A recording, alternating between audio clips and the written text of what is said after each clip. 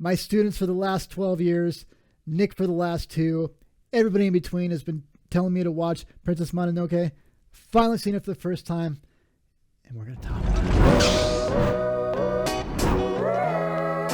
it. Welcome back to AsArt with Nick and John. Today we're going to talk about such a good, beautiful animated movie, Princess Mononoke. It's a classic, and John watched it dubbed, and then the first time I watched it was subbed, but this is gonna be a John heavy because it's like his first time. I'll answer whatever, but we're gonna do a really long podcast where I'm gonna go into a lot of cool like history and stuff about it, and more in detail with maybe even some animation stuff, which is going to be so much fun. But this is John's first viewing, and I'm so excited he got to watch it. John, let's talk about it. And you know what? I feel like my life has been leading me to this point, because my co-favorite animated film of all time is The Hobbit, the old 1970 whatever animated film.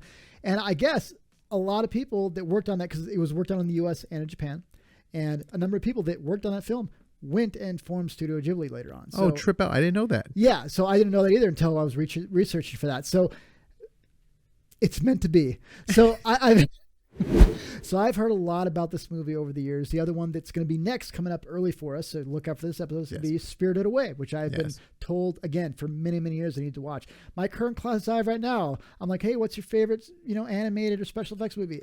Half the students are mentioning the Studio Ghibli film. So I'm excited to see these, and obviously, those are the two. That it's really join us, subscribe so you can stay updated with all the cool Hayao Miyazaki movies we're going to be covering from Studio Ghibli. I'm super excited because I wasn't sure. I usually consider myself not a fan of anime, but having seen this now, it's got me excited to see the rest of the studio's films. So I'm pretty pumped. So, about John, this, what are the things that stuck out to you first time viewing? Yeah, well, so first off, I thought the painting was just, the artwork is beautiful, especially the landscapes and everything like that. The music is maybe one of my favorite parts. And again, if you guys have been watching our other episodes, especially if we're talking about the animated Lord of the Rings versus live action, every other word I have is if the animated one had better music, it would be better. But here we go. This is beautiful animation, wonderful quality animation. But again, the music just does so much. And the version that I was watching on HBO Max, the surround mix was great, like the sound effects. And I did watch the dub version, the English dub. But Nick told me, he's like, the dubbing's really good for these. I was just like, is that Billy Bob Thornton? Is this? I was going through, I had picked out 3 or 4 people in that movie, and some of them were not, super well known. I was like, that's that person. And when I got to the credits, I'm like, that is that person. I was like, wow. So it was really cool. And the English casting for the characters was great. It was really, really fun. Some of the things that stood out for me is the hybrid approach. At least I like, Nick, this is pretty old, right? He goes, yeah, pretty old. Is it 3D in this? I feel like some of the stuff is really 3D-ish, like all the worms. And there is. But only 10%. That was his rule. Only 10%. That was the max he was going to do for this movie, which is super cool. And he uses it very subtle too. Just like super, like just pans ins where you kind of get like, the whole parallax. And there's some cool shots, like when it focuses on like the lady of Irontown for the first time or whatever, like through the gate, and you just see like it move. And then I think when he's like riding the horse, and like when the samurai are attacking him, he's like, stay away or whatever. There's like a cool, like forced perspective shot. And then you get the amazing like limbs just getting ripped off. I was like, oh.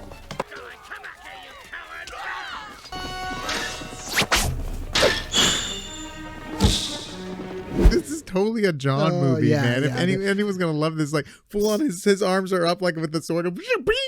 So we're gonna circle back to that because I do have some thoughts on that. Because Nick said, John, start off with Princess Mononoke because you like gore and violence. I'm like, well, that's not necessarily true, but it's like you're gonna like this. I did.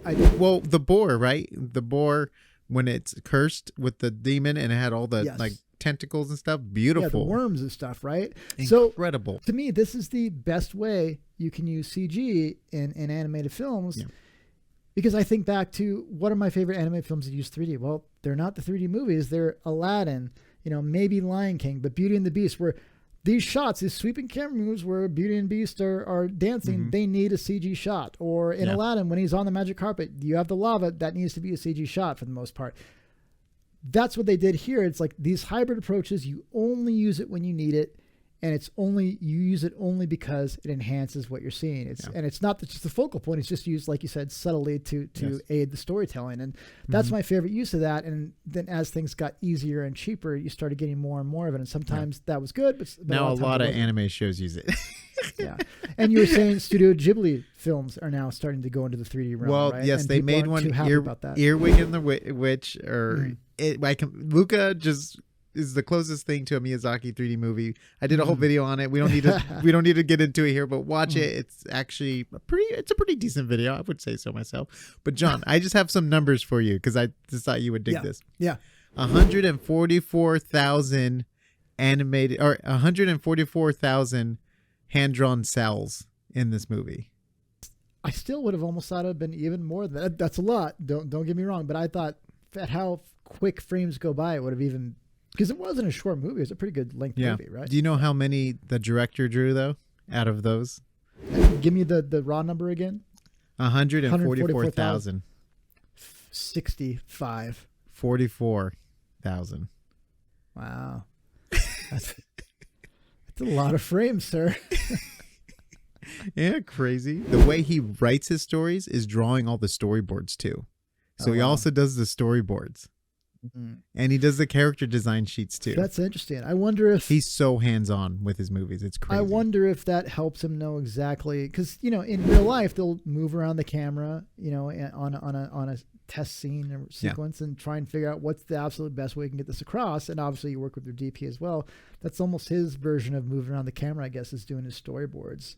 But he does them all by himself, which is super crazy to think about. And I think you said he had almost retired after this film before he said he was going to retire. Wow, that's crazy. And then he went on vacation, and that's where he got the idea for Spirited Away, and he came back and he made it. And then they won an Academy Award, and he's like, "Well, now I can't stop." And when you love it, it's tough. You know what I mean? Like, I mean that seems like that's his life. He like telling stories through that medium, and you got to think though, insane. If he loved it that much, he would have kept doing it regardless. At some point, it's like, is the joy of the craft versus the financial, and you know what I mean? If he just loved it that much, he would have kept doing it whether Spirited Away hit or not. So it's kind of a hard thing to definitely, I think Nick can say, and I can say, is when you work on something day in, day out, like I worked at visual effects in some game studios. Nick worked in the animation industry and doing a lot of visual effects stuff. When you work on that day in, day out, some of the fun gets lost in translation sometimes. At the end of the day, hopefully you worked on something really cool and you can look at it and say, hey, that was really worth it. Now, if you work on Alvin and the Chipmunks like I did, or you worked on the Smurfs like Nick did, you probably don't go back and say, oh, that was so worth it. That movie was spectacular. Probably not, but these are his films, so that makes a big difference. These are his babies. Speaking about his films, did you enjoy the story? I did. I thought it was really well executed. I think I had read a little bit online about Miyazaki films, how it's, or maybe I think you told me it's much more localized. It's not this big epic. We just watched The Matrix recently because we're gonna be talking about that. That's like saving the world type thing, end of the world. Whereas this is like a much more. I mean, technically, they kind of save the world at the end. Spoilers alert. That's true. Yeah, but I do like the idea of these more localized stories. Yes. Not everything has to be epic, crazy, heroic. It can be just as heroic, focusing on your local community or whatever it is that you want to. I mean, it's like Spider-Man, right? He's not as crazy. Typically, Spider-Man comics aren't as high end, out there as Avengers, but at the same time, that doesn't diminish what he's trying to do. And I feel like that more localized feel helped a film like this. And then, did you enjoy the characters too? Like, because think about it as like the main hero, he was so against. Like, he was just like such the middleman, like trying to like. Have everyone realize like everyone has some darkness in them kind of thing. Like, he's like on everyone's side, which is really weird for even like anime. Like you always think of like the hero as like Naruto or Dragon Ball Z, or Goku, where it's always like, I'm going to punch my way and save this problem kind of thing, where this guy's more of a pacifist, which is crazy, I think, for that whole realm. And even the story of like Lady Town, how she has a backstory that's legit, and then the forest has a backstory that's legit. It's like, okay, how do we harmonize this so everyone can live together, kind of thing. It's very, very. It's a very green story, like pro, environment and stuff. But It totally makes sense. But it's cool though. It's not cut and dry, and that they make a case. I mean, Avatar, the people trying to go into the forest are evil. Ferngully, which Avatar was basically based on, they're trying to save the rainforest. But in this case, it's like no one's right or wrong. It's all shades of gray. It's funny. It's what games are trying to do these days is give you shades of gray, and you have to choose what you think is right, but nothing's actually right. Yeah. And you're right. It's very. I can't think of too many movies where the hero, whether it's a heroine or hero, is middle of the road. Usually they're on one side and they're defending that side. But in this case, it's like it's a very unique approach to that. You were saying Miyazaki films, is that a common thing or no? Is it kind of unique to this? Kind of like Porco Rosso. I mean that's we're gonna go more on that with the podcast probably because that's like a whole other topic compared to John's first time viewing. Yeah. But yeah, I just wanted to mention that because I know John probably saw that and sometimes he forgets about the points he was going to touch on. But were you a fan of the violence in this movie? Because I know we were going to talk about that and it's like that's John's topic. If we're going to talk about something in this movie, we're going to talk about violence. So I don't know why. If it gets super bloody, I'll start laughing. If someone throws up in a movie, I will start laughing. I don't know why. The first time his freaking demon arm went into effect and that dude's arms just flipped off, I started laughing so hard I could not stop. It's like I was not expecting that. And then like his head pops off. The next guy's head pops just so like doing. I don't know if that was supposed to have like emotional impact, but every time that happened, I started laughing so hard. I thought it was hilarious. I thought there was a couple times too in that sequence. I think even before the arms fell off, you saw like a samurai like totally just cut off some guy's like arm or leg too when he was like trying to run away. I was like, whoa! Like I was not ready for this. It's just like, woo! Just like these limbs are just like whoa! These limbs are just falling off all over the place. But it was an interesting take on things, but it was also a way that they showed like. Well, you imagine that had to probably happen. I mean, their goal was to try and end the fight. And, once I think the most like perfect technique, if you're, a samurai or something fighting like that is you finish things in one stroke. And so it's like, it has to be a pretty important one. And I'm assuming limbs did come off quite a bit. So it's probably not that far off, but his demon arm. Yeah. Oh man. Ooh, it was. Okay. Were you a fan of the animation? You mean like the style? You mean the animate style? No, just like the animation. Like you can just tell, like even when he's carrying the guys in the forest, there's like moments where he's like stops. He repositions the guy, breathes, and then it's like, and then he gets up. You know what I mean? There's and like even like at the very beginning, one shot that like stuck with me when he gets knocked off the tower, and he climbs up and he calls over his steed, and then he like strings his bow.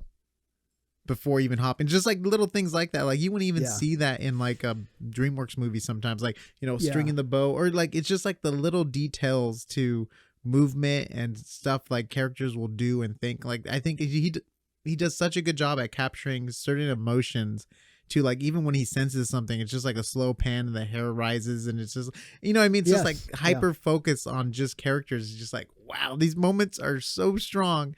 And it's just crazy to think you can get emotion out of a line, because that's all animation is, right? It's a line with color. Like it's a magic trick almost. Like you're feeling attached to characters that are basically a line on a paper, and you're like feeling emotion. It's like puppets too, right?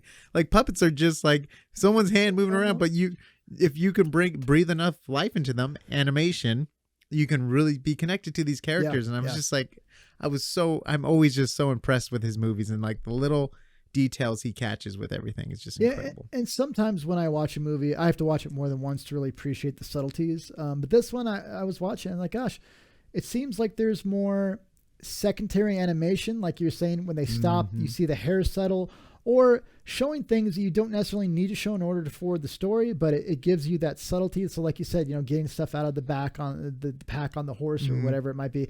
Like I did notice those things. I'm like, wow, they actually took the time to do that. I wouldn't have, if I was animating that, I don't think I would have taken the time to do that, because that's not central to telling the story. And that might take a lot of time for something that doesn't really have a payoff, but it totally did have a payoff when it's funny in visual effects. One of the things they say is, you might make a change in a shot. It only makes like a 0.5 or 1% difference.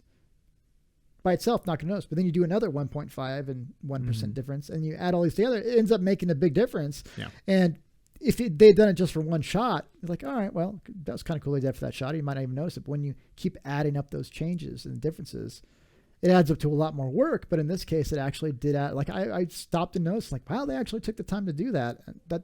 Yeah, I wouldn't even think of those little animated touches unless you had maybe some people acting it out and you saw, oh, they actually had to do this. But from what you're saying, that's not how they do things. We can talk about this in the podcast too, but he blends like American lore and like Japanese lore and like history, and it's like so blended into, like, it's beautiful because like you have, like, he didn't do like true samurai, he didn't do true, like, you know, myths and forest thing. He kind of creates his own like myth and world, and it's like a blend of a Western town too. If like that little Iron Town felt like a little Western town in the middle of nowhere, getting you know, threatened by punks, which were the samurais, which so they're like fighting the samurais, yet they're fighting in the wilderness. It's like an old Western story almost. And then you have this lone like ranger guy that comes in out of nowhere, like, you know, this hero, but, you know, instead of fighting, he fights for the town, he fights, you know, for both sides, but it kind of has that like Western kind of vibe to it with the cowboys, but then it's just so good. I'm here for to see with eyes unclouded by hate. Eyes unclouded. We're going to end it here. We're going to go into our podcast because we have some cool topics we're going to talk about in our podcast. So if you guys are enjoying this, come join us on Apple or Spotify. We're going to talk about Princess Mononoke. So guys, this is just the beginning of us talking about my first experience of watching this film, Nick's seen it many times, and just talk about Miyazaki and everything else. And again, Spirited Away is probably going to be on the next in the list for us. But if you have recommendations, John, you need to watch this one first. You need to watch this one after you watch Spirited Away.